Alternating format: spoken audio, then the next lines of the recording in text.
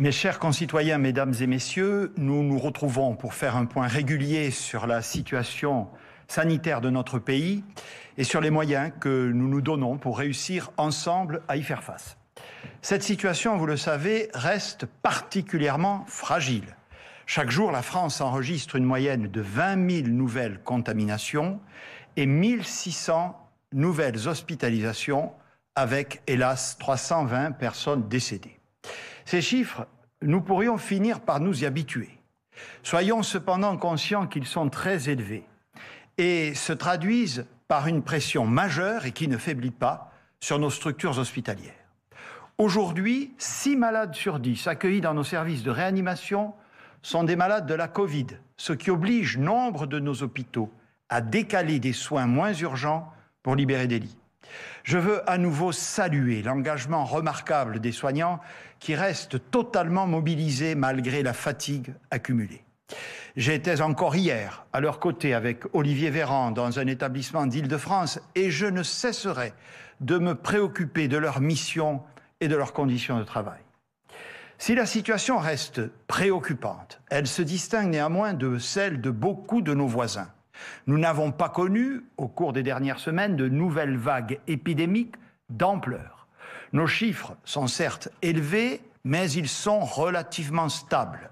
Le taux de mortalité par habitant lié au virus est, au cours de cette deuxième vague, l'un des plus bas d'Europe. La circulation du virus n'a pas sensiblement augmenté au cours des 2 dernières semaines. Le taux de positivité des tests reste globalement stable. Cela s'explique très largement par les effets de la stratégie que nous avons adoptée au cours des derniers mois sous l'autorité du président de la République et après l'avoir soumise au Parlement. Nous n'avons pas attendu pour prendre des mesures strictes dès la fin du mois d'octobre dernier. Nous avons fait le choix de ne pas les lever complètement quand nos chiffres se sont améliorés en fin d'année. Nous avons su nous adapter dès les premiers signes d'un début de reprise épidémique au début du mois de janvier, notamment en avançant la mesure de couvre-feu à 18 heures, d'abord dans certains départements, puis à l'échelle nationale. Notre stratégie a été graduée. Elle s'est adaptée en permanence à l'évolution de la situation, tout en restant responsable et cohérente dans la durée. Elle nous a permis de garder encore aujourd'hui le contrôle de l'épidémie, tout en préservant au mieux la vie sociale et économique de notre pays. Ainsi, selon les toutes dernières estimations publiées par l'INSEE cet après-midi, le niveau d'activité s'établit aujourd'hui à 4% sous la normale. Ce ralentissement économique est moins marqué que ce que vivent actuellement beaucoup de nos voisins soumis à la même épidémie. Ces résultats, au-delà des mesures que nous avons prises, tiennent aussi et surtout à la grande vigilance dont chacune et chacun de vous faites preuve au quotidien. Comme ce fut le cas lors des fêtes de fin d'année qui ne se sont pas traduites par la flambée épidémique que nous pouvions craindre. Cela est riche d'enseignements. Car moins que jamais, nous ne devons baisser la garde. Nous faisons face, vous le savez, à l'apparition d'un nouveau risque, celui de la propagation des nouvelles souches du virus que l'on appelle les variants. Ces variants, dits anglais, sud-africains, brésiliens, pour désigner les zones où ils ont été repérés, sont beaucoup plus contagieux que le virus classique. Ils se propagent donc plus vite, touchent davantage de personnes et peuvent conduire à des flambées épidémiques comme celles qui ont frappé nos amis britanniques, irlandais ou portugais. Ces variants ne constituent pas une menace potentielle, mais bien réelle. Ils sont déjà présents sur notre territoire et progressent en termes de diffusion. Nous le mesurons régulièrement grâce au système de suivi que nous avons mis en place. En quelques semaines, la part des malades atteints par ces nouvelles formes du virus est passée d'environ 3,3% le 8 janvier à 14% aujourd'hui, selon les estimations, avec des taux encore supérieurs dans certaines régions. C'est pourquoi, je vous l'ai dit vendredi dernier, l'émergence de ce nouveau risque nous a conduit à nous interroger sur l'opportunité de mettre en place un 3e confinement. Le confinement, nous en connaissons en effet l'efficacité au plan sanitaire. Que ce soit au printemps dernier ou au mois de novembre, il a permis de freiner fortement l'épidémie. Mais le confinement, nous en connaissons aussi le coût économique, social, humain et parfois même sanitaire. Nous savons tous aussi que plus le temps passe, plus les mesures de restriction se succèdent et plus leur impact est difficile à supporter. Nous mesurons tous les risques psychosociaux qui s'accumulent et auxquels il nous appartient de veiller très sérieusement. Et puis, ayons bien conscience qu'un confinement, si on le souhaite efficace, signifierait très concrètement la fermeture de beaucoup de nos commerces, mais aussi potentiellement celle de nos établissements d'enseignement, à l'instar de ce qu'ont fait la plupart des pays voisins. La France, l'UNESCO vient de le reconnaître, fait partie des pays qui sont parvenus à maintenir les écoles ouvertes le plus possible depuis le début de l'épidémie. Je vous le dis, ce choix et toutes les conséquences qu'il a entraînées pour nos enfants d'abord, pour la vie économique et sociale de la nation ensuite, est à mettre à l'honneur de notre pays et de toute la communauté éducative, à qui je veux exprimer ma reconnaissance et mon profond attachement. C'est pourquoi un nouveau confinement ne peut s'envisager qu'en tout dernier recours. La situation ne le justifie pas à ce jour. Notre niveau d'incidence est certes élevé, mais il reste encore très inférieur à ce qu'il était en octobre dernier, alors même que nous dépistons toujours autant. Vous disant cela, je veux être clair. Si nous y sommes contraints en cas de dégradation forte et rapide de la situation, nous n'hésiterions pas à prendre nos responsabilités. L'objectif que nous devons nous fixer, ce n'est pas de retarder cette échéance, c'est de tout mettre en œuvre pour l'éviter. J'en appelle à la mobilisation des Françaises et des Français. Nous devons tenir ensemble, nous devons agir ensemble, plus que jamais. Nous avons engagé une course contre la montre avec cette épidémie, tant que la vaccination n'aura pas produit ses pleins effets. Et chaque jour compte. Et nous devons nous battre pied à pied, grâce aux armes dont nous disposons aujourd'hui. D'abord, en maintenant les mesures de restriction qui sont en vigueur. Beaucoup de secteurs font l'objet de fermetures ou de limitations, et le moment n'est pas venu de les alléger. Je sais parfaitement que ces mesures sont particulièrement difficiles à vivre pour chacune et chacun d'entre vous, et tout particulièrement pour les acteurs, les salariés, les professionnels des secteurs qui n'ont pu reprendre leur activité, ou encore pour les étudiants de l'enseignement supérieur. Je mesure et je partage pleinement le désarroi et l'impatience. Car ce qu'ils veulent, ce n'est pas d'abord être indemnisés, ce n'est pas rester chez eux, c'est de pouvoir travailler. Je le sais, je le comprends, mais cela n'est pas encore possible. Car l'heure n'est pas au relâchement de nos efforts. L'heure est au respect maximal de nos règles communes. Ces règles, l'immense majorité d'entre nous les respectent. Mais il suffit qu'un faible nombre s'en affranchisse pour que le virus prospère, causant parfois des conséquences irrémédiables en raison de l'attitude irresponsable de quelques-uns. Il ne s'agit pas là d'une affaire de discipline simplement, mais tout simplement de respect des autres et de solidarité. L'heure est au renforcement de nos mesures chaque fois que cela est nécessaire, chaque fois que cela permet de réduire le risque et d'être plus efficace dans la lutte contre le virus. C'est le sens des décisions que je vous ai annoncées vendredi dernier et qui s'appliquent depuis quelques jours. Premièrement, la fermeture des frontières pour empêcher les variants de pénétrer sur notre territoire. Depuis dimanche, les déplacements à destination ou en provenance des pays étrangers extérieurs à l'Union européenne sont désormais interdits, sauf motif impérieux. Pourquoi une telle mesure ? Nous devons empêcher que des personnes porteuses d'un variant puissent arriver en France. Et cela commence par éviter d'aller se contaminer à l'étranger. Il ne s'agit évidemment pas d'empêcher nos concitoyens qui sont aujourd'hui en déplacement à l'étranger de revenir chez eux. Il s'agit en revanche d'arrêter tous les déplacements qui ne répondent pas à une nécessité absolue, et c'est notamment le cas de tous les voyages touristiques. Pour entrer en France depuis un pays de l'Union européenne, il faut, vous le savez désormais, présenter un test PCR négatif que l'on arrive par avion, train, bateau ou par la route. En parallèle de cette mesure de fermeture des frontières, les déplacements en direction ou en provenance de nos territoires d'outre-mer sont également concernés par l'interdiction de tout déplacement, sauf motif impérieux.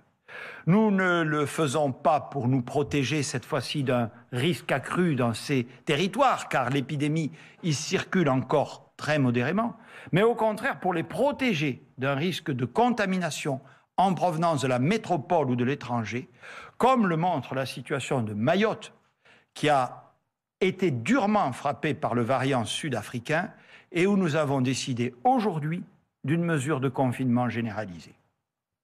J'ai conscience que toutes ces restrictions sont difficiles à vivre, surtout quand il s'agit de renoncer à des projets de voyage ou de déplacement. Mais c'est indispensable. Le ministre de l'Intérieur, Gérald Darmanin, reviendra tout à l'heure sur les mesures que nous prenons pour assurer la mise en œuvre de nos contrôles aux frontières, ainsi que sur le renforcement de nos contrôles de manière générale. Deuxième mesure, vous le savez là encore, la fermeture des grands centres commerciaux qui constituent des lieux de forte concentration et de brassage. Nous avons tous vu les images de ces centres bondés où les distances ne peuvent pas être respectées et les risques suffisamment maîtrisés. Nous avons également renforcé les jauges dans les commerces de plus de 400 mètres carrés. Nous veillerons évidemment à ce que les salariés et les propriétaires des 25 000 commerces concernés soient accompagnés sur le plan économique et social, comme nous l'avons fait depuis le début de la crise pour tous les secteurs économiques concernés. Troisième mesure, le renforcement du télétravail. Il s'agit là en réalité d'un levier très puissant que nous n'utilisons pas suffisamment pour freiner l'épidémie. Le développement du télétravail est un enjeu de fond et de long terme dont les partenaires sociaux se sont saisis dans le cadre d'un accord qu'ils ont conclu en fin d'année dernière et qu'il leur appartient de décliner progressivement dans les entreprises. Mais la crise sanitaire exige de prendre des dispositions urgentes et exceptionnelles. Télétravailler partout où c'est possible devient impératif. Or, depuis la fin de l'année, le recours au travail s'est réduit, ce qui est d'autant plus regrettable que beaucoup d'entreprises n'avaient pas déployé toutes les possibilités d'en faire. Il y a encore trop de milieux professionnels où le télétravail serait possible, mais n'existe pas du tout ou à des niveaux très faibles. Les administrations publiques doivent en particulier montrer l'exemple et j'y veillerai. Elisabeth Borne reviendra dans quelques instants sur ce sujet très important. Quatrième mesure, le recours aux tests et à un isolement strict. Il y a, vous le savez, quasiment pas de grippe. En ce moment, c'est une des bonnes nouvelles de l'épidémie. Si vous avez de la fièvre, des maux de tête, la probabilité que vous ayez la Covid est donc grande. Au moindre doute, faites-vous tester. Nous disposons en France d'une capacité de tests parmi les plus développées et les plus accessibles de tous les pays européens. Les tests sont gratuits, disponibles à côté de chez vous et vous aurez un résultat en moins de 24 heures. Aux 20 000 personnes qui sont détectées positives chaque jour, je le redis, isolez-vous immédiatement, ne sortez pas de chez vous pendant 7 jours, aidez l'assurance maladie à identifier les personnes avec lesquelles vous avez été en contact, acceptez la visite à domicile d'un infirmier libéral qui vous est désormais proposé et permettra de tester vos proches. À cet effet, nous allons amplifier dès la semaine prochaine le déploiement de cette stratégie tester, alerter, protéger. Olivier Véran vous présentera dans quelques instants la nouvelle organisation que nous avons mise en place pour gagner encore en efficacité dans la détection du virus et remonter ces chaînes de contamination, comme on dit, avec une vigilance redoublée quand nous identifions des cas positifs liés aux nouveaux variants. Cette mobilisation générale pour freiner l'épidémie, nous devons la tenir tout le temps nécessaire pour que la vaccination, destinée à protéger d'abord les plus vulnérables et les plus exposés à la maladie, ait produit ses meilleurs effets. La campagne de vaccination a commencé il y a maintenant plus d'un mois.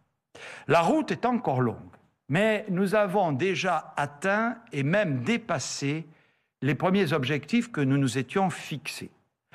1,5 million de vaccinations ont été réalisées en janvier, au lieu d'1 million prévu initialement. Il est exact que d'autres pays ont démarré plus rapidement que nous. Mais cela résulte d'un choix que nous assumons. Nous avons commencé par les publics pour lesquels la mise en œuvre de la vaccination est en effet la plus délicate et la plus longue. Les résidents des EHPAD et des unités de soins de longue durée. Mais ce sont aussi les plus fragiles. Plus de 23 000 d'entre eux sont décédés depuis le début de l'épidémie, soit près d'un tiers des décès totaux, alors qu'ils ne représentent que 1% de la population française. D'ici la fin de la semaine, tous les résidents volontaires des EHPAD auront reçu leur première injection. 70% de cette population aura franchi cette première étape décisive dans quelques jours. Et elle sera totalement protégée d'ici le début du mois de mars, à l'issue des deuxièmes injections. C'est un taux d'adhésion remarquable, preuve que notre stratégie dans ces établissements était la bonne. Le temps que nous avons pris début janvier pour accompagner nos aînés vers la vaccination était important et il a porté ses fruits. La vaccination est certes une course de vitesse, mais elle ne doit pas se faire au détriment de la qualité, de la sécurité et surtout de l'adhésion de nos concitoyens pour atteindre, pour chacune des priorités vaccinales, le pourcentage le plus élevé de personnes effectivement vaccinées. Nous assumons à ce titre de respecter le délai de 3 à 4 semaines entre les deux injections des vaccins Pfizer et Moderna, contrairement à d'autres pays, certes peu nombreux, qui ont cherché à vacciner un maximum de personnes en décalant à plus tard le rappel dont dépend pourtant l'efficacité finale de la protection vaccinale. Nous ne ferons pas ce choix périlleux sur le plan sanitaire et qui peut coûter cher à moyen terme. La confiance est là. De plus en plus de Français veulent se faire vacciner. Nous pouvons nous en réjouir, mais la partie n'est pas encore gagnée. La campagne de vaccination suit désormais un rythme soutenu, très soutenu. Nous avons vacciné hier et aujourd'hui plus de 100 000 personnes chaque jour, dont près de 70 000 en première injection. Il s'agit d'accélérer encore en direction de 3 publics particulièrement prioritaires: les personnes de plus de 75 ans, les personnes atteintes d'une pathologie grave et bien sûr nos soignants auxquels nous devons une attention particulière car ils sont plus que les autres exposés aux risques et que nous avons plus que jamais besoin d'eux pour assurer la prise en charge des malades. La mobilisation, je vous le dis, vous le savez, est remarquable. Professionnels de santé à l'hôpital et en ville, agents des agences régionales de santé et des préfectures, collectivités territoriales, associations, tous sont mobilisés pour relever ce défi. Dans chaque centre, il y en a aujourd'hui environ 1 millier en activité. Une équipe s'est constituée, souvent autour du maire, dans un dialogue constant et exigeant avec les représentants de l'État. Je tiens ici à les remercier vivement. La campagne repose sur eux. 2 millions de rendez-vous ont d'ores et déjà été pris. Pour autant, je n'ignore rien des difficultés qui ont été rencontrées. La principale d'entre elles étant liée à la déprogrammation de rendez-vous, liée à un retard de livraison de doses par les laboratoires en dépit des commandes contractualisées par l'Union européenne. Nous nous engageons à la plus grande transparence, centre par centre, territoire par territoire, pour donner le plus de visibilité possible au déploiement de cette campagne vaccinale. Mais comme les dernières semaines l'ont montré, la campagne de vaccination dépend des livraisons des laboratoires et nous oblige à nous adapter. C'est la raison pour laquelle la France et l'Europe agissent pour sécuriser nos approvisionnements en vaccins, déployer la production sur le territoire national et prévoir les étapes ultérieures. La ministre déléguée à l'Industrie, Agnès Pannier-Runacher, y reviendra dans un instant. Je mesure aussi parfaitement l'angoisse de toutes ces personnes âgées de plus de 75 ans qui n'ont pas encore obtenu un rendez-vous, de leurs familles qui les aident dans leur démarche, ou qui attendent impatiemment et parfois avec anxiété qu'on les rappelle et qu'on leur donne des réponses. C'est pourquoi je veux vous annoncer que nous allons ouvrir dans les prochains jours 1,7 million de rendez-vous supplémentaires pour des premières injections. 500 000 rendez-vous fin février qui seront ouverts à compter de demain et 1 200 000 rendez-vous sur le mois de mars qui seront ouverts dès le milieu de la semaine prochaine. Ces nouveaux rendez-vous permettront de répondre à un grand nombre de demandes en attente et seront suivis encore d'au moins 500 000 rendez-vous supplémentaires sur le mois de mars que nous ouvrirons progressivement d'ici là, une fois confirmées les dates définitives de livraison.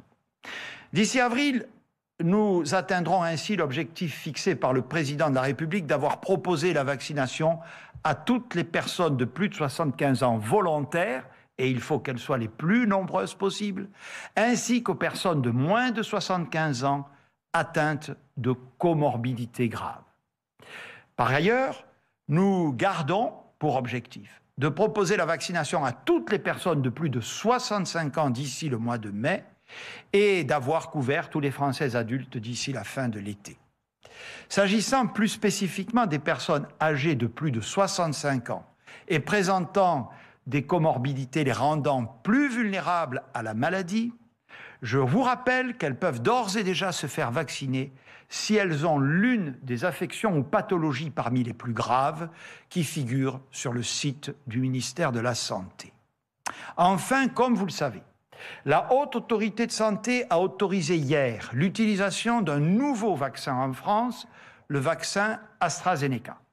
Cela va nous permettre d'accélérer le rythme de vaccination. Grâce à ce nouveau vaccin, nous pourrons atteindre l'objectif de 4 millions de personnes ayant reçu leur première injection d'ici la fin du mois de février. Conformément à l'avis de la Haute Autorité en Santé, ce vaccin sera utilisé pour vacciner d'abord l'ensemble des professionnels de santé, quel que soit leur âge, puis les personnes de 50 à 65 ans ayant des comorbidités, enfin l'ensemble des personnes de 50 à 65 ans. La première livraison de vaccins AstraZeneca, dès la fin de cette semaine, sera affectée aux établissements de santé pour protéger les professionnels de santé hospitaliers et de ville qui se battent en première ligne contre le virus. Et la vaccination, je vous l'annonce, devrait commencer dès ce samedi. Les conditions de conservation de ce vaccin, moins complexes que les deux premiers, nous permettront de confier ensuite, d'ici la fin de ce mois, aux professionnels de santé de ville, médecins généralistes, pharmaciens et infirmiers, la suite de cette campagne vaccinale. Ils ont toute votre confiance pour cela. Et cela nous permettra de renforcer encore la proximité de cette campagne vaccinale. J'invite le ministre des Solidarités et de la Santé, Olivier Véran, à approfondir en particulier notre nouvelle politique de dépistage. Monsieur le ministre. Monsieur le Premier ministre, Mesdames, Messieurs, on parle souvent du triptyque tester, alerter, protéger. Je voudrais aujourd'hui mettre des images, des chiffres, du vécu derrière ce pilier incontournable de notre stratégie contre l'épidémie. Vous le savez, la France est depuis plusieurs mois maintenant l'un des pays qui réalise le plus de tests de dépistage Covid. Songez un instant que près de 4 tests sont réalisés chaque seconde dans notre pays, dans l'un des 12 000 points existants permettant de se faire tester grâce à l'incroyable mobilisation des laboratoires, des techniciens de laboratoire, des biologistes, des médecins, des pharmaciens, des infirmières. Parce que nous avons fait le choix de laisser l'accès aux tests totalement libre, c'est-à-dire sans ordonnance, et sans reste à charge, ce que, pour le coup, nous sommes l'un des seuls pays au monde à faire. Après une rentrée scolaire que vous savez difficile au mois de septembre, synonyme de délai d'attente, nous avons mis tous les moyens pour faciliter l'accès à ces tests. Priorisation des personnes symptomatiques, large déploiement des tests antigéniques ont permis d'améliorer rapidement et constamment la situation. Il vous prendra en moyenne une demi-journée entre le moment où vous voudrez être testé et le moment où ce test sera réalisé. Et dans 92% des cas, vous aurez le résultat du test dans les 24 heures et même dans les 20 minutes si vous procédez par des tests antigéniques. Nous allons désormais plus loin. Nous allons multiplier les opérations collectives de dépistage notamment en direction des établissements scolaires, en lien avec Jean-Michel Blanquer, mais également des universités, en lien avec Frédérique Vidal. De manière à renforcer l'acceptabilité du test, qui peut ne pas être agréable quand on est petit, nous attendons l'avis de la Haute Autorité de Santé sous 10 jours, qui nous permettra d'employer des techniques de prélèvement nouvelles par prélèvement salivaire dans des conditions que la Haute Autorité de Santé devra préciser. Sans attendre, nous nous équiperons et nous déploierons ces techniques pour qu'au retour des vacances scolaires, nous puissions réaliser plusieurs centaines de milliers de tests par prélèvement salivaire. Seule la technique de prélèvement change. Oubliez dans ce cas-là l'écouvillon dans le nez, on prélève de la salive. En revanche, l'examen se poursuit ensuite en laboratoire de la même manière que pour les tests que vous connaissez. Je le redis, nous ciblerons en priorité les enfants et les personnes qui ne peuvent pas bien supporter les tests par prélèvement nasopharyngé classique. En revanche, les tests salivaires rapides, il en est parfois question, on peut être interrogé, ce serait formidable si on pouvait disposer de tests salivaires qui vous rendent un résultat en quelques minutes, mais à ce stade, les études, qui sont pas très nombreuses, ne sont pas favorables à l'utilisation de ces tests parce que la sensibilité des tests qui existent aujourd'hui est trop faible. Si votre test est positif, vient alors le moment de vous alerter. C'est ce qu'on appelle le contact tracing, c'est-à-dire l'identification des personnes à alerter autour de vous, que vous auriez pu contaminer, mais aussi la recherche des personnes qui ont pu vous contaminer sans que vous le sachiez, et de manière, elle aussi, à les alerter. Nous renforçons continuellement les moyens humains et techniques dans les agences régionales de santé, au sein de l'assurance maladie. Ces milliers de personnes formées qui vous appellent dans les 24 heures, dans 93% des cas, et vous permettent de prévenir pour les personnes que vous auriez pu contaminer, afin qu'elles soient également et dans les mêmes délais alertées à leur tour. Et bien sûr, l'application Tous Anti-Covid, téléchargée par près de 13 millions de Français et qui a déjà permis d'alerter 67 000 cas contacts potentiels. Là aussi, nous allons plus loin désormais pour agir plus vite, plus fort, via la mobilisation de médiateurs de lutte anti-Covid qui sont capables de faire du 3 en 1, vous tester, initier immédiatement sur place ce fameux contact tracing et vous guider dans votre mise à l'abri. Vient ensuite le troisième temps du pilier, du triptyque, la mise à l'abri, l'isolement, des cas des personnes dont le test est positif, ainsi que les cas contacts. Nous avons, depuis le premier jour, vous le savez, fait le choix de la confiance plutôt que le choix de la contrainte et de l'accompagnement des personnes dans leur isolement de 7 jours, parce que parfois ça peut poser des difficultés de se retrouver chez soi, d'ordre sanitaire ou d'ordre social, ou les deux. Depuis le 10 janvier, je rappelle que toute personne positive, cas contact ou cas symptomatique, dans l'attente d'un résultat de test qui doit être effectué dans les 48 heures, peut se déclarer via l'assurance maladie et bénéficier d'un arrêt de travail avec une prise en charge complète, 100 jours de carence avec indemnisation. C'est un système qui est efficace. 30 000 Français ont fait appel à cette télédéclaration en ligne sur le site de l'assurance maladie. Plus de 10 000 d'entre elles ont déclaré la positivité de leur test réalisé dans les 48 heures, signe que nous avons raison de faire confiance à l'esprit de responsabilité des Français. D'ailleurs, nous menons des contrôles par l'assurance maladie sans que ne soient remontées de situations anormales à ce stade. Vous êtes accompagné si vous êtes mis à l'abri. Contacté dans les 24 heures, vous l'êtes à nouveau à chaque fois que la situation l'exige, pendant les 7 jours qui suivent. Nous allons là encore plus loin, en vous proposant depuis le 20 janvier la visite d'une infirmière libérale ou d'un infirmier libéral chez vous, de manière à répondre à vos questions, vérifier que vous ne manquez de rien, tester si besoin les personnes qui partagent votre foyer. Dès la première semaine, plus de 16 000 visites ont été réalisées par des soignants au domicile des personnes en isolement. Et si vous êtes particulièrement isolé, sachez que vous pouvez aussi compter sur le soutien, l'appui de quelques 1500 travailleurs sociaux, avec l'appui de vos communes, de vos départements, qu'il s'agisse d'organiser le portage des repas chez vous, de vous aider dans vos courses ou pour la garde de vos enfants, pour vous proposer un hébergement si les conditions de votre logement ne permettent pas de vous isoler du reste de votre foyer, pour vous accompagner, pourquoi pas, dans vos démarches administratives, et évidemment, lorsque c'est nécessaire, vous apporter du soutien psychologique dans cette période difficile. Je crois pouvoir dire que nous n'avons rien à envier à nos voisins en matière de tester, alerter, protéger. Avant de conclure, je vais vous parler de la manière dont nous gérons cette menace réelle et qu'il faut prendre très au sérieux, vous l'avez dit, Monsieur le Premier ministre, et comment nous implémentons, nous améliorons encore ce testés, alertés, protégés dans le cadre des variants, ces fameux variants du virus qui circulent sur notre territoire. Je vous ai déjà parlé lors d'une précédente conférence de presse un peu plus en détail du variant dit britannique, qui a la particularité d'être plus contagieux, mais a priori pas plus grave, même si certaines études anglaises suggèrent que la pression sanitaire pourrait être un peu plus importante. Les variantes sud-africaines et la variante brésilienne nous inquiètent encore davantage. D'abord parce qu'il existe moins de données sur les infections qu'ils entraînent. Ensuite, parce que certaines études tentent à montrer qu'il y a davantage de réinfections. Et enfin, parce que nous manquons d'éléments pour être pleinement sûrs que les vaccins seraient, par exemple, aussi efficaces sur ces variants que sur le coronavirus que nous connaissons habituellement dans notre pays. Nous faisons très attention, je vous le disais, d'autant que nous avons objectivé, Monsieur le Premier ministre, vous l'avez dit, des 4 variants, essentiellement du variant d'origine anglaise. Lui, on a toutes les raisons de penser que le vaccin est efficace et qu'il ne donne pas, je le disais, plus de formes graves. Mais nous identifions aussi du variant d'origine sud-africaine et depuis hier, 4 cas de variants d'origine brésilienne, notamment dans le Var, dans la région Aura, ainsi qu'à La Réunion. Notre objectif est clair. Nous voulons limiter au maximum la diffusion de ces variants, gagner du temps pour pouvoir vacciner et protéger les plus fragiles d'entre nous. La stratégie est au fond la même, mais les moyens, je le disais, que nous mettons en œuvre sont encore plus importants. Moyens diagnostiques d'abord, avec des nouveaux kits PCR dits multiplex, qui permettent de traquer la présence d'un variant lorsqu'un test PCR est positif, mais aussi avec le séquençage génétique massif des tests positifs, qui nous permet de suivre leur évolution. C'est ainsi que nous savons que 14% des cas positifs correspondent à des variants, pour l'essentiel d'origine anglaise.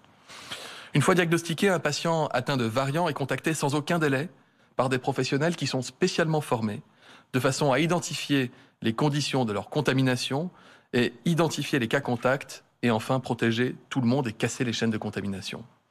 Tout va ensuite très vite. D'abord pour garantir l'isolement des personnes, avec cette fois-ci la programmation systématique d'un passage d'un infirmier ou d'une infirmière au domicile du patient et l'activation automatique de ce qu'on appelle les cellules territoriales d'appui à l'isolement pour vérifier que les conditions permettent de garantir cet isolement dans de bonnes situations.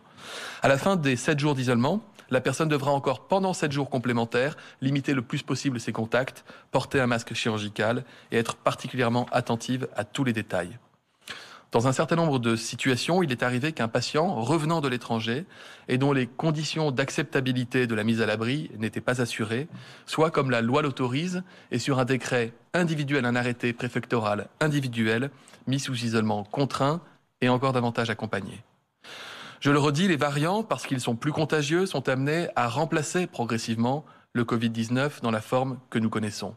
Nous ne pouvons pas les éradiquer, ces variants, parce que, par définition, ils diffusent dans le monde entier, ainsi qu'en France, et ils sont plus contagieux. Mais nous ne leur céderons aucune once de terrain. C'est dans une course contre la montre, c'est donc une course contre la montre que mènent les dizaines de milliers de professionnels mobilisés sur tout le territoire national.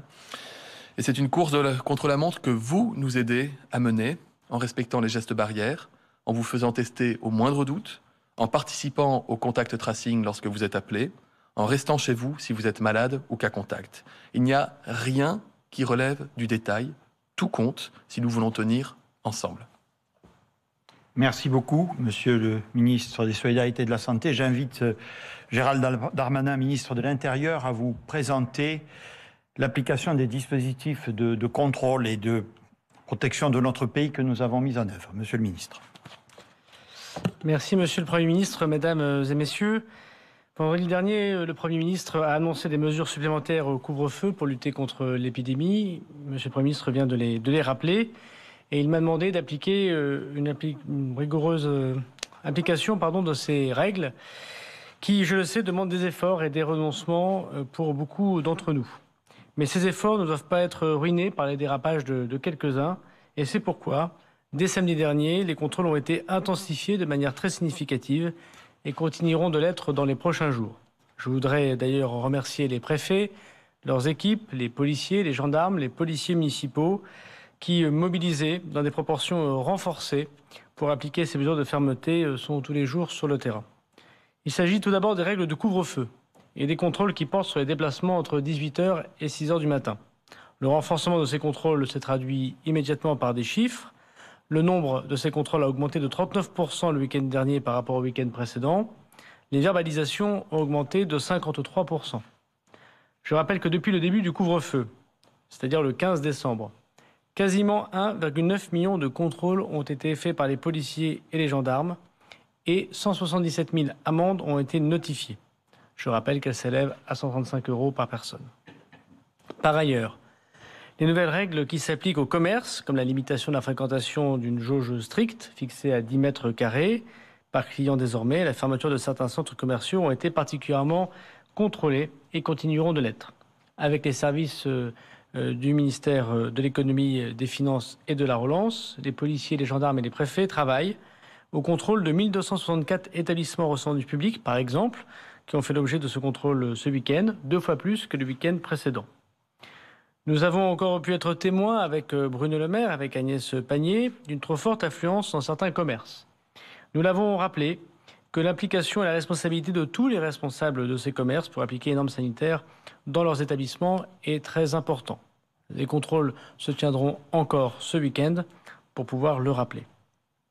Le ministre de l'économie a d'ailleurs annoncé que les aides seront suspendues dès lors que les commerces font l'objet d'une fermeture administrative à la suite des violations des règles sanitaires. Surtout, j'ai demandé aux forces de l'ordre d'être particulièrement vigilants sur le sujet des fêtes et des restaurants dits clandestins, et en premier lieu de leurs organisateurs. Ces événements, de plus en plus fréquents, alors que nous savons qu'ils favorisent la diffusion du virus, peuvent anéantir tous les efforts collectifs. Dans la journée d'hier, par exemple, 587 restaurants et débits de boissons ont été contrôlés. C'était 180 la veille de cette journée. Ces contrôles seront encore renforcés.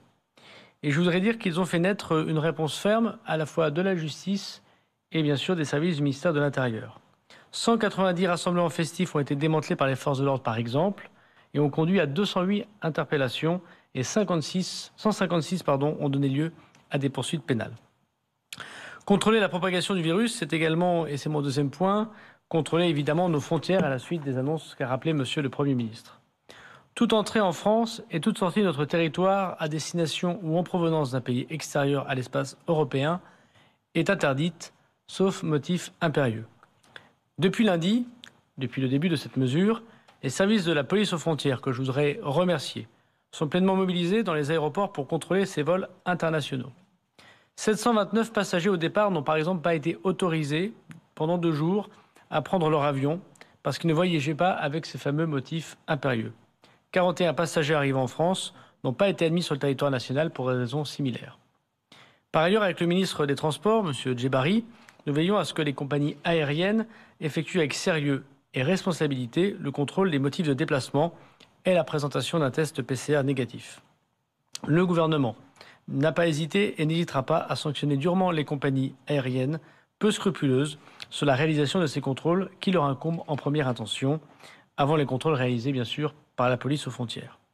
À l'approche des vacances scolaires, les opérations de contrôle dans les aéroports seront particulièrement renforcées à ma demande.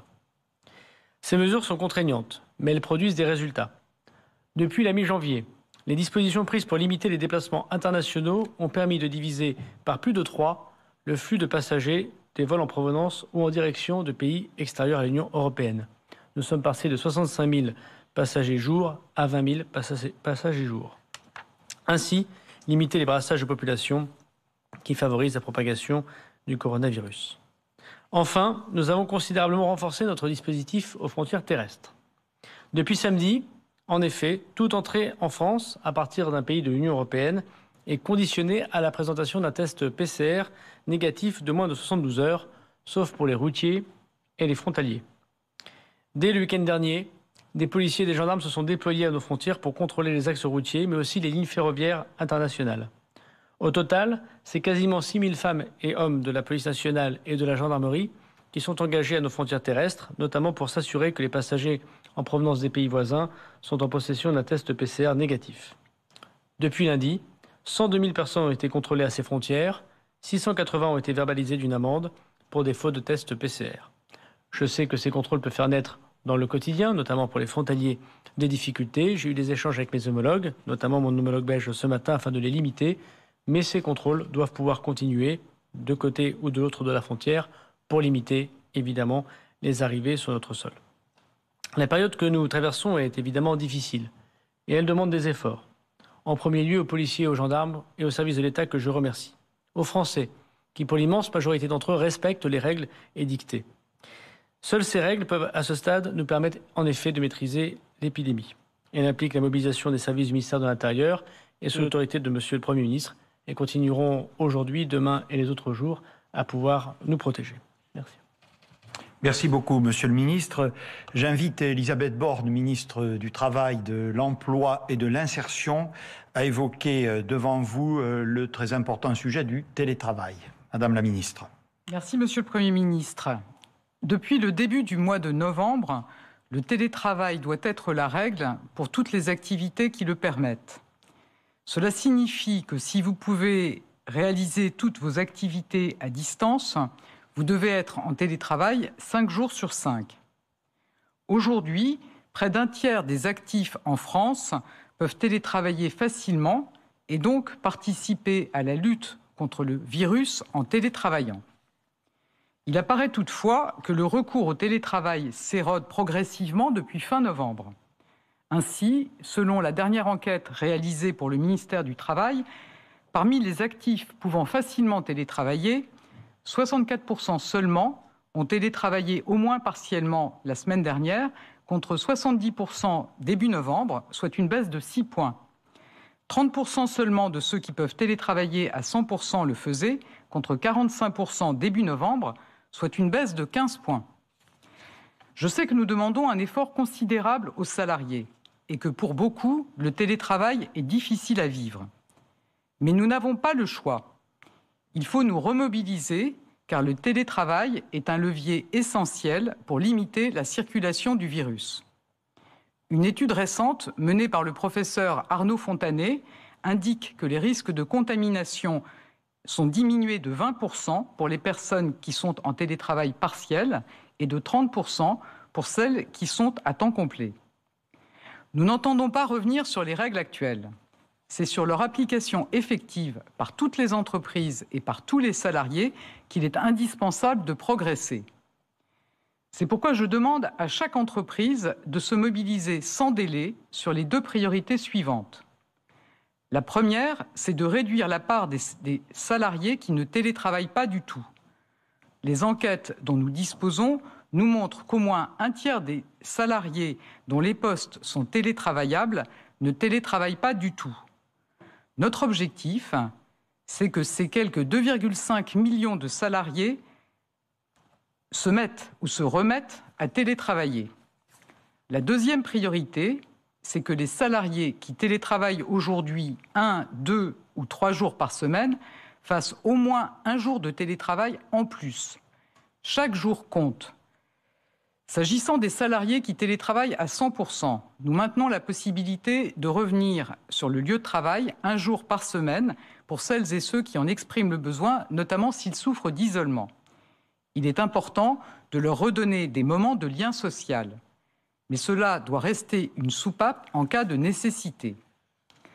Par ailleurs, une étude réalisée par mon ministère montre également un relâchement plus prononcé du télétravail dans certains secteurs. C'est le cas notamment de la banque et de l'assurance, de la communication, de l'informatique, des activités immobilières et juridiques. Je réunirai donc les branches professionnelles concernées en début de semaine prochaine pour m'assurer que les mesures nécessaires auront été prises. Comme toujours, le bon équilibre se définit dans le dialogue social au plus près du terrain. C'est pourquoi j'appelle tous les chefs d'entreprise et les représentants des salariés à organiser des concertations au sein de chaque entreprise dans les meilleurs délais. J'ai envoyé hier une lettre de mobilisation en ce sens aux responsables des principales organisations patronales et syndicales. Pour que ces règles soient bien appliquées, j'ai demandé à l'inspection du travail de rester mobilisée. Depuis le début de la crise, elle a effectué près de 65 000 interventions sur l'application des règles sanitaires en entreprise. Les inspecteurs, que je remercie, vérifieront systématiquement la bonne mise en œuvre du télétravail à l'occasion de chaque contrôle. Je suis consciente que c'est un gros effort qui est demandé aux chefs d'entreprise et à chaque salarié. Je rappelle que nous avons lancé une ligne d'écoute pour les salariés qui souffrent d'isolement, dont le numéro s'affiche à l'écran. Mais cet effort est nécessaire pour lutter contre le virus, tout en préservant la vie économique et sociale de notre pays. Chacun a un rôle à jouer. C'est ensemble que nous y arriverons. Je vous remercie. Merci beaucoup, Madame la Ministre. J'invite maintenant sur la question majeure de l'approvisionnement et de la distribution des vaccins, Agnès Pannier-Runacher, ministre déléguée à l'Industrie, à vous donner des précisions. Merci, Monsieur le Premier ministre, Mesdames et Messieurs. Je ferai d'abord le point sur les commandes et les livraisons. L'Union européenne a à ce jour commandé plus de 2,6 milliards de doses de vaccins. Ces commandes sont fermes. Ce sont des commandes qui portent sur des vaccins qui disposent aujourd'hui de l'autorisation de mise sur le marché ou qui concernent des candidats vaccins qui pourront obtenir, au terme de leur processus d'essai clinique, une autorisation. Elles sont également assorties d'options. L'essentiel de ces doses, je le rappelle, ont été sécurisées cet été. C'est près de 90% de ces doses qui ont été sécurisées cet été par l'Union européenne avec le soutien des 27 États membres. La Commission européenne continue à étudier tous les candidats vaccins susceptibles d'être fournis rapidement dans des centres de vaccination. Elle vient de conclure 2 préaccords, par exemple avec Novavax et Valneva. Les 3 premiers vaccins sélectionnés par l'Union européenne, c'était donc cet été, à un moment où nous ne disposions d'aucun élément sur les essais cliniques, ont obtenu une autorisation de mise sur le marché de l'Agence du médicament européen. Les Européens ont ainsi accès au plus grand nombre de vaccins, ou un plus grand nombre de vaccins que l'essentiel des citoyens des autres pays. Chacun de ces vaccins a par ailleurs fait l'objet d'une validation rigoureuse par une autorité indépendante qui garantit la sécurité et l'efficacité de ces produits.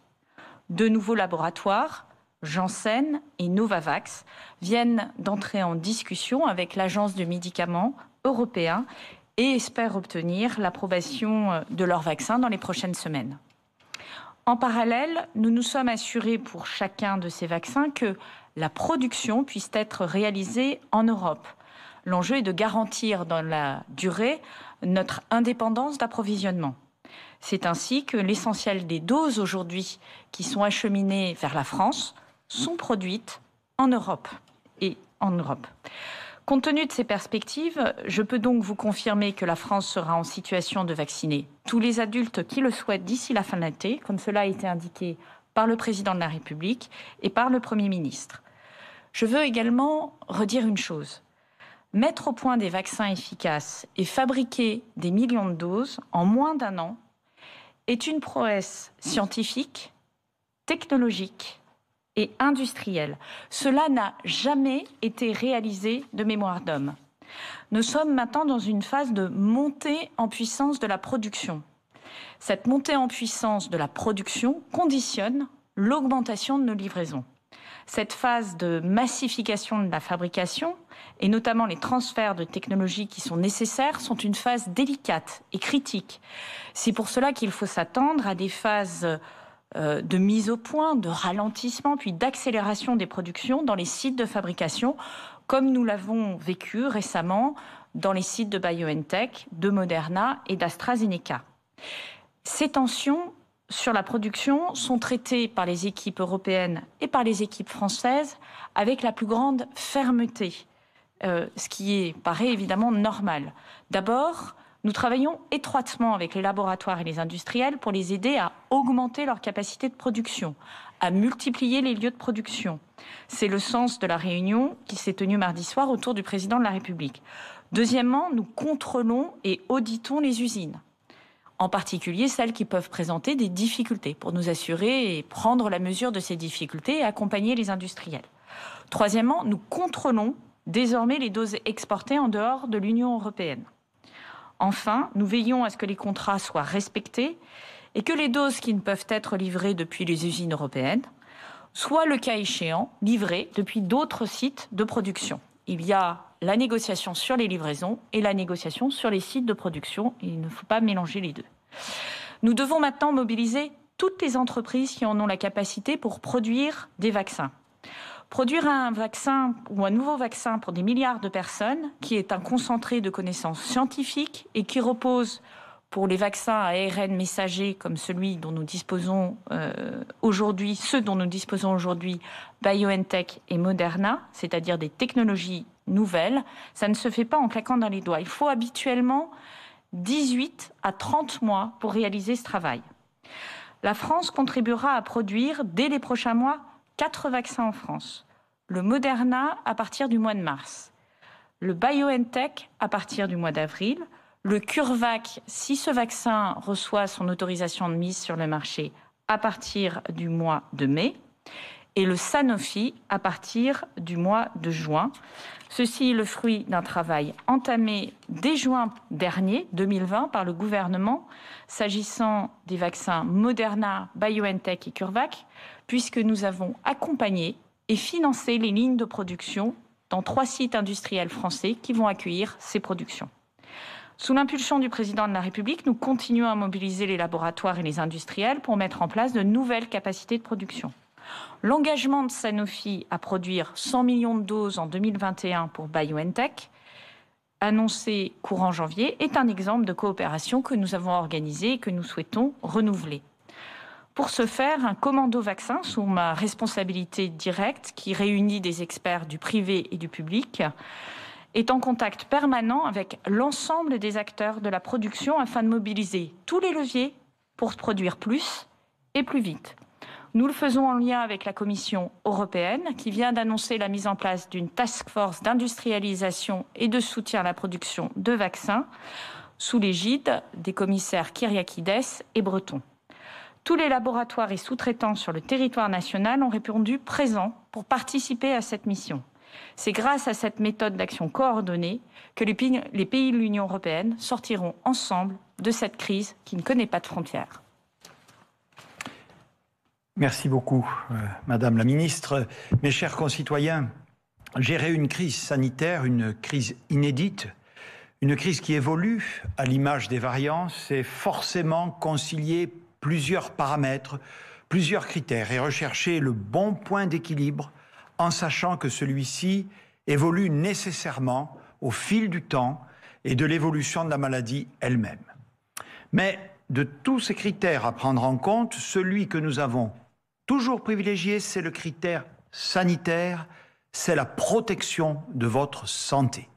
Ce critère doit être le premier et il doit le rester, même s'il nous conduit parfois à prendre des décisions impopulaires. C'est là notre responsabilité et j'entends l'assumer pleinement comme je l'ai toujours fait. Mais en veillant toujours à bien prendre en compte aussi les conséquences de nos décisions sur toutes celles et ceux qui en subissent les effets, directement ou indirectement. C'est le sens des mesures que nous avons prises et ajustées au cours des derniers mois et des dernières semaines pour nous mettre en capacité de maîtriser l'évolution du virus. Ces mesures ont vocation à se poursuivre. C'est pourquoi nous avons intensifié et nous allons encore adapter les mesures d'accompagnement économique, social, psychologique. Jamais la solidarité nationale envers eux et plus généralement envers tous nos concitoyens qui sont dans la souffrance matérielle et humaine n'a pris autant son sens. Et croyez-moi, lorsqu'on regarde ce qui se passe ailleurs, la France n'a pas à rougir. Loin s'en faut. Bien loin en tout cas des éternelles critiques et de l'autoflagellation à laquelle nous cédons trop souvent. Nous avons besoin d'un effort collectif fort, de civisme, je dirais même d'une mobilisation générale pour que nous fassions reculer le virus. Les vacances d'hiver débutent, pour certaines zones, demain soir. Nous avons choisi de ne pas limiter les déplacements entre régions. Une telle mesure aurait été justifiée si la circulation du virus était très inégale. Selon les régions, ce n'est pas le cas. Pour autant, plus que jamais, nous devons éviter tout relâchement. Comme vous l'avez fait à l'occasion des fêtes de fin d'année, je vous invite à la plus grande prudence durant ces congés, pour celles et ceux d'entre vous qui pouvaient en prendre.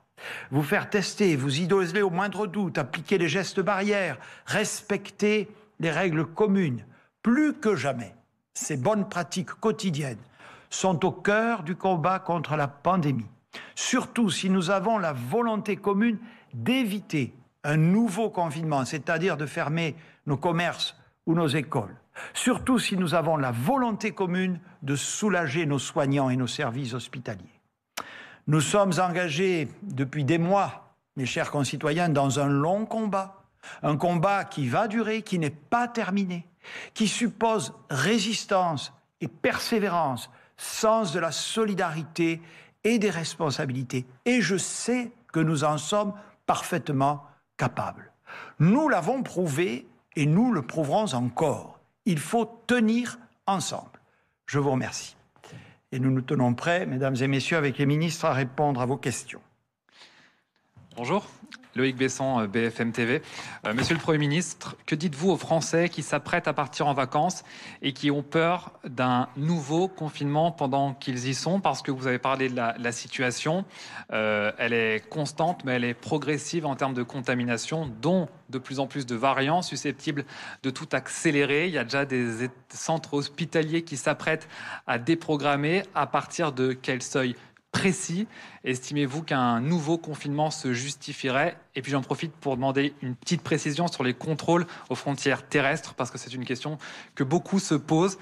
Que se passe-t-il lorsque quelqu'un se présente sans test? Est-ce qu'il reçoit juste une amende, ou bien est-ce qu'il est refoulé, testé et peut-être isolé de manière contrainte? Merci beaucoup. Une deuxième question, puis on va répondre. Monsieur le Premier ministre, bonjour, Camille Collin pour TF1 et LCI. J'ai d'abord une question justement sur les consignes sanitaires. Diriez-vous aujourd'hui que les gestes barrières scrupuleusement respectés pourraient être finalement plus efficaces, ou tout du moins aussi efficaces qu'un reconfinement? Et puis sur le variant anglais, une étude de l'INSERM notamment prévoit que le variant anglais prenne le pas sur la souche qui circule actuellement en France à la fin du mois ou au début du mois de mars. Est-ce que ce serait dans ce scénario une condition justement de reconfinement, pour rejoindre la question de mon collègue? Merci. Merci beaucoup. Donc je vais demander au ministre des Solidarités et de la Santé de venir me rejoindre, puisque l'essentiel des questions s'adresse à lui, puis nous viendrons à la question du contrôle aux frontières terrestres. Monsieur le ministre. Ce qui était vraiment important de comprendre, c'est que ce qu'on veut éviter, c'est une épidémie dans l'épidémie. Vous avez l'épidémie de Covid-19 qu'on connaît bien, le coronavirus qui sévit depuis 1 an en France et dans le monde. On en connaît les caractéristiques, on en connaît la contagiosité. Et il y a l'apparition de ces variants. Il y a beaucoup de variants qui peuvent émerger dans un virus comme le Covid, mais certains, on n'en parle pas parce qu'ils sont moins contagieux ou autant contagieux et ils ne se font pas leur place au sein de l'épidémie mondiale. Et puis certains, parce qu'ils sont justement plus contagieux, circulent plus vite et prennent petit à petit de l'importance là où ils circulent jusqu'à devenir majoritaires. Et la question que vous posez, au fond, et c'est la question que nous travaillons constamment au quotidien avec les scientifiques sur la base de l'observer à l'étranger, le Portugal, l'Espagne, l'Angleterre, l'Irlande, l'Allemagne, tous ces pays qui sont en confinement et avec des épidémies qui font rage. La question, c'est qu'est-ce qui se passe effectivement si le variant, qui est plus contagieux, devient majoritaire? C'est le risque de la vague épidémique que nous voulons à tout prix éviter. Raison pour laquelle il y a le couvre-feu à 18h, raison pour laquelle il y a le renforcement des mesures de gestion, comme la fermeture des frontières, l'augmentation du télétravail, tout ce que nous pouvons faire et tous ces gestes du quotidien, le respect des gestes barrières, qui est un levier puissant. Je ne dirais pas qu'il est plus important et plus efficace que le confinement, mais ce qui est sûr, c'est que plus nous respectons les gestes barrières, plus nous éloignons la menace d'une épidémie qui justifierait de prendre des mesures de restriction collective comme un confinement. Donc c'est vraiment ça. Et donc on surveille, on voit que pour l'instant, effectivement, le variant anglais notamment, il augmente petit à petit dans notre pays. Il augmente d'environ 50% par semaine. Grâce au couvre-feu, entre guillemets, il n'augmente que de 50% par semaine. Au Portugal, par exemple, il augmente entre 80 et 100% par semaine. En tout cas, avant qu'ils aient mis en place un confinement. Donc ce qu'on veut, c'est le freiner le plus longtemps possible. À mesure qu'on le freine, le temps que nous gagnons sur la montée du variant nous permet de vacciner davantage de personnes. Près de 2 millions d'injections ont été réalisées à ce soir. Nous allons amplifier, continuer, à mesure que les doses arrivent, comme l'a expliqué Agnès Pannier-Runacher. Plus nous protégeons les plus fragiles, plus nous éloignons le risque que s'il devait y avoir véritablement une épidémie de variants, elle n'emporte des conséquences sanitaires importantes dans la population. Donc c'est vraiment ça, c'est l'idée d'une course contre la montre. Chaque jour que nous gagnons, sans avoir d'explosion du variant, est un jour qui nous permet de protéger davantage de personnes. Les conditions météo seront meilleures aussi au fur et à mesure des semaines. On sait que le virus circule manifestement moins facilement quand les jours sont meilleurs. Là, actuellement, nous avons plutôt une belle période d'ailleurs en France. Donc c'est ça, c'est vraiment ça. Quand on dit tenir ensemble, c'est ça. Monsieur le ministre de l'Intérieur, pour les contrôles aux frontières terrestres.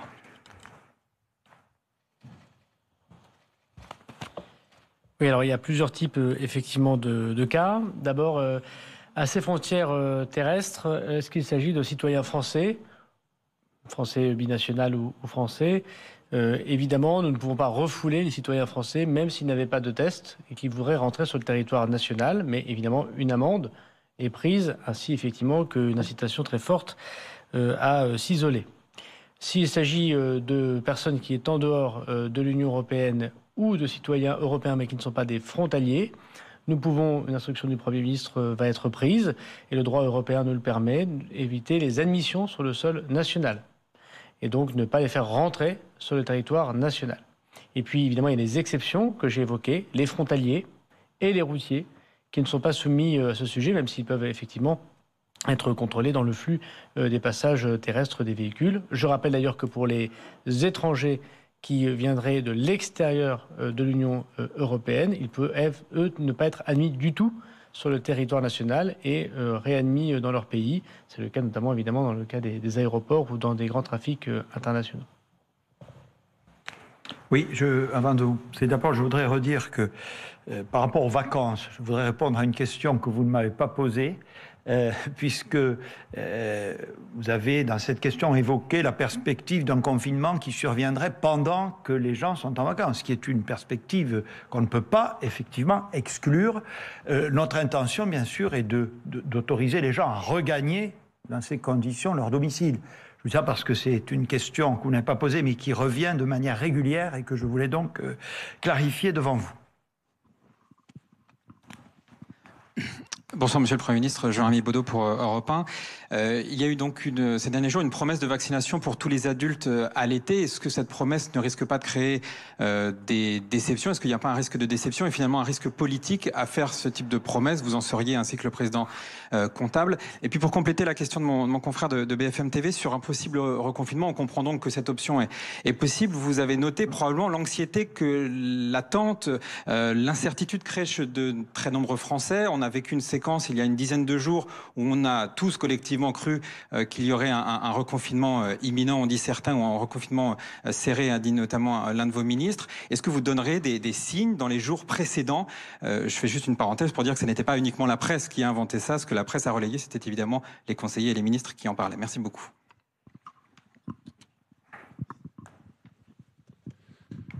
Bonjour, Monsieur le Premier ministre, Jérémy Marot de l'AFP.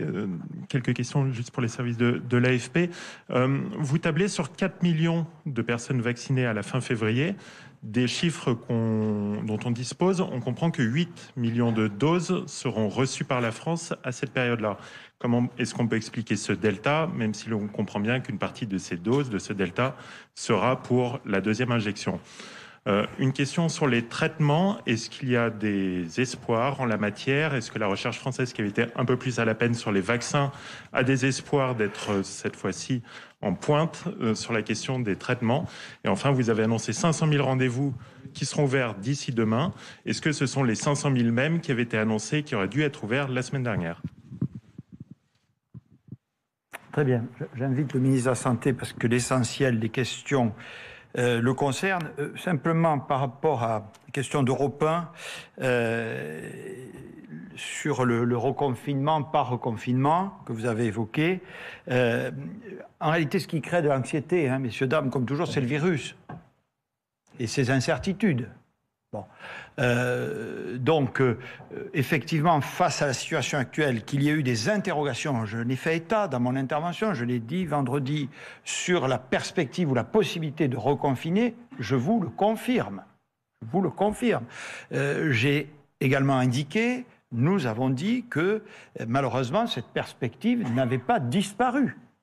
Simplement, pour toutes les raisons que nous avons dites, il faut nous donner collectivement les moyens de l'éviter et de tout faire pour qu'elle ne se produise pas. Parce que, faut que nous soyons tous bien d'accord, il y a, je l'entends, des personnes qui sont favorables au reconfinement, mais pas favorables aux mesures que ce reconfinement entraînera nécessairement. On les connaît maintenant, malheureusement, nous avons une grande expérience. Qu'est-ce qui reste à fermer? Les commerces qui ne sont pas des commerces vendant des services ou des biens dits de première nécessité. Mais vous savez déjà qu'avec le couvre-feu à 18h, avec les mesures que j'ai annoncées vendredi dernier sur les très grands centres commerciaux, on a déjà joué, si j'ose dire, sur ce levier. Puis après, il y a les établissements scolaires. Bon. Donc, il faut bien comprendre et admettre que toutes ces dispositions entraînent des conséquences, y compris sanitaires, y compris psychologiques, qui sont très dures. Même à laisser de côté les questions économiques, puisque je vous l'ai dit et je l'assume, le sanitaire d'abord. Bon. Donc, il y a des questions qui se posent, il y a des interrogations liées effectivement au virus, au fait qu'il varie. Pour l'instant, nous avons dit qu'il n'y a pas nécessité de reconfiner. Appliquons tous ensemble tous les leviers à notre disposition pour essayer d'éviter cette perspective. Mais je pense qu'il serait tout aussi malhonnête de dire qu'elle est définitivement écartée. Voilà. Je crois aussi que faire part à nos concitoyens des questionnements qui se posent, des incertitudes qu'il y a, c'est aussi gérer dans la transparence cette épidémie. C'est ne pas les infantiliser. C'est-à-dire, voilà, nous essayons de prendre à un moment déterminé les meilleures décisions possibles pour vous protéger et pour prévenir la progression de l'épidémie. Monsieur le ministre de la Santé. Deux questions, je crois, qui m'étaient adressées. Un, sur le nombre de vaccinés à la fin du mois de février. Souvenez-vous, nous avions dit qu'il y aurait entre 2,4 et 4 millions de Français qui recevraient une première injection de vaccin d'ici à fin février. Nous serons entre 3,5 et 4 millions de Français qui auront reçu une première injection à la fin du mois de février. Et vous l'avez dit vous-même, il y a des rappels de vaccination. Je vous donne les chiffres de ce soir. 1 766 000 premières injections ont été faites dans notre pays. 189 000 rappels de vaccination ont été réalisés, c'est-à-dire près de 2 millions d'injections. Mais à mesure que les semaines s'enchaînent, le nombre de rappels de vaccination va devenir de plus en plus important. Et lorsque nous aurons plus de doses, c'est-à-dire au mois de mars, on pourra augmenter encore le nombre de primo-injections. Donc les chiffres sont bons.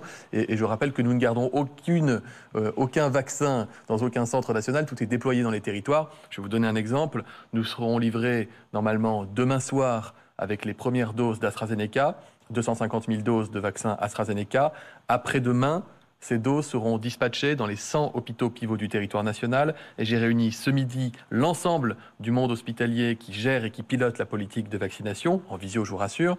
Et je leur ai demandé est-ce que dès samedi après-midi, les vaccinations de soignants âgés de 65 ans et moins avec le AstraZeneca puissent démarrer.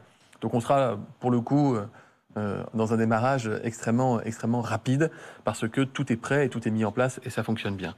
Deuxième question que vous avez posée, c'est sur les traitements, les perspectives thérapeutiques. Vous n'êtes pas sans savoir que le président de la République a réuni des responsables du monde de la santé, des grands scientifiques, mais également les agences sanitaires ainsi que des laboratoires pour envisager avec eux l'ensemble des traitements qui pourraient être intéressants et qui pourrait être intéressant de tester aussi, notamment sur le territoire national, dans les jours et les semaines à venir. De ces réunions extrêmement productives ont germé un certain nombre de pistes thérapeutiques. Je pense notamment à ce qu'on appelle des anticorps monoclonaux. C'est des médicaments complexes, mais qui permettent, dans des études publiées notamment aux États-Unis, de réduire l'apparition de formes graves chez des publics particulièrement fragiles. Nous sommes en train d'avancer sur ce terrain, nous avançons rapidement. Il y aura des annonces qui seront faites prochainement. C'est pas tout de suite ce soir, mais ça viendra bientôt. Merci, monsieur le ministre. Allez, deux dernières questions. Bonsoir, monsieur le Premier ministre. Mathieu Desmoulins pour TF1 LCI. Deux questions. D'abord, sur la réouverture des restaurants et des lieux culturels. L'Italie a été en mesure de donner une date récemment.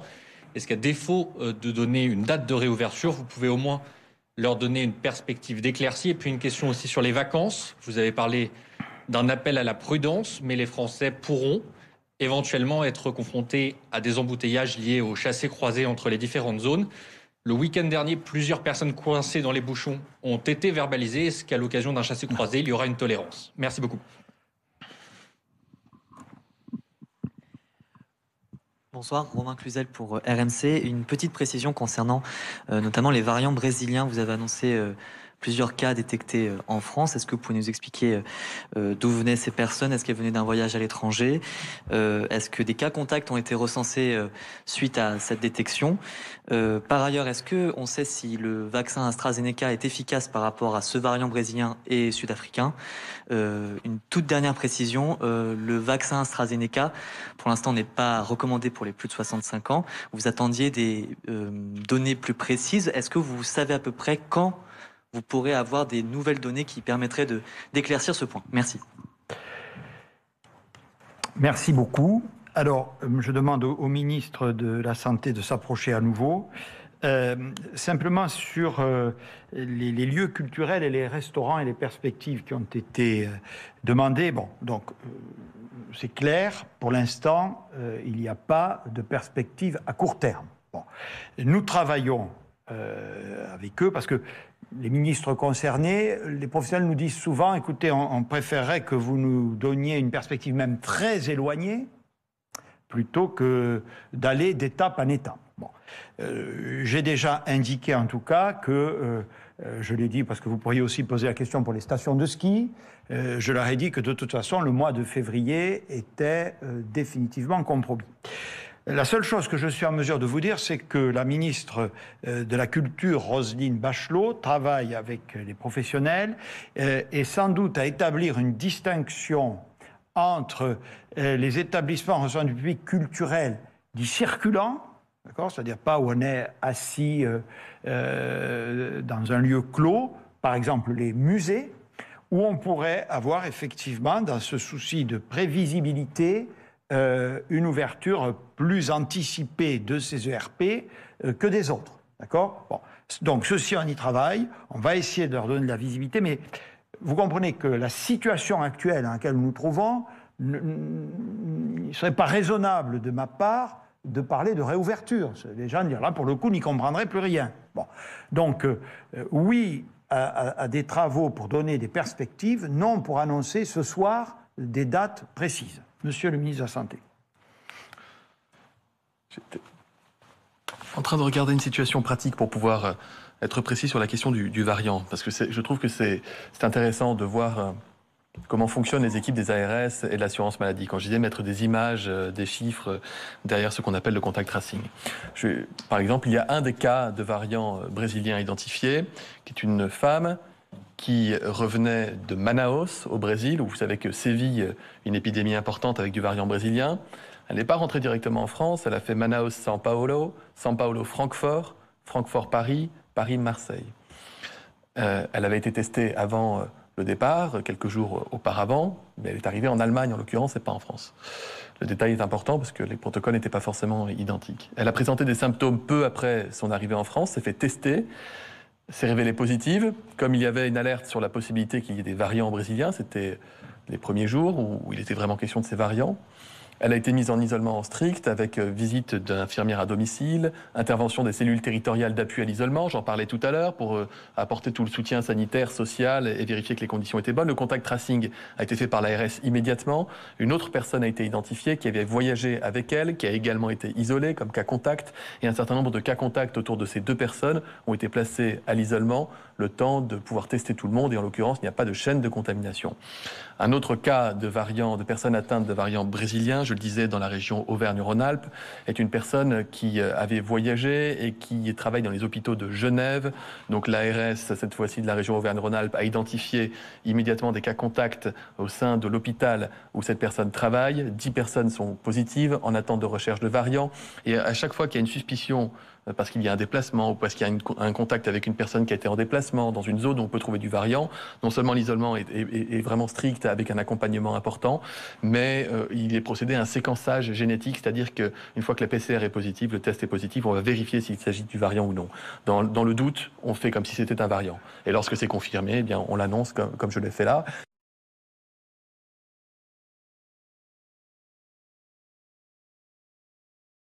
Pour l'instant, la situation est maîtrisée. Vous le voyez, les chaînes de contamination ont été repérées, les personnes mises à l'abri, de manière à ce qu'il n'y ait pas de prolifération de ce variant. Un peu à l'instar de ce qui a été fait il y a à peu près 1 an dans notre pays, un peu plus d'1 an maintenant, à Contamine-Montjoie, si vous vous en souvenez, en Haute-Savoie. Quand je dis qu'on considère ces variants comme quasiment des nouveaux virus, c'est que on les traite comme si c'était des virus qui, jusqu'ici, n'étaient pas encore en circulation sur le territoire. Ce n'est plus le cas pour le variant anglais, on y prête une attention particulière, mais on a davantage d'éléments et d'informations, je le disais. Mais pour le variant originaire d'Afrique du Sud et le variant brésilien, on les traite véritablement comme des nouveaux virus à part. Bien. Monsieur le ministre de l'Intérieur, pour les questions d'embouteillage ou de tolérance aux embouteillages. Et puis nous arrêterons là. Oui, très rapidement, Monsieur le Premier ministre, il est évident que chacun doit respecter la règle et que cette règle fait qu'à 18h, il y a un couvre-feu et que ce couvre-feu, c'est la situation la plus satisfaisante. Je mets évidemment des guillemets pour éviter les mesures de confinement plus strictes et que si l'attitude est laissée aux forces de l'ordre pour entendre les excuses ou les difficultés de sécurité routière que l'on peut comprendre et que l'on a parfois constatées, évidemment, elles ne peuvent pas être une règle générale édictée devant vous. Donc à partir des vacances, comme en dehors des vacances, il faut savoir respecter le fait qu'à 18h, c'est aux Français de s'organiser, il faut être arrivé à son lieu de destination. De même que nous fermons un certain nombre de lieux de commerce ou d'activités professionnelles souvent, 18h, c'est le moment, non pas où on doit partir, mais le moment où on doit arriver. Alors l'attestation et les papiers qui en général accompagnent cette attestation, on peut montrer qu'il y a des contre-exemples et le prouver évidemment aux forces de l'ordre. Mais je souhaite effectivement que cela soit le plus réglé possible, dans une latitude laissée aux forces de l'ordre dans le bon sens qui les caractérise. Merci beaucoup à toutes et à tous.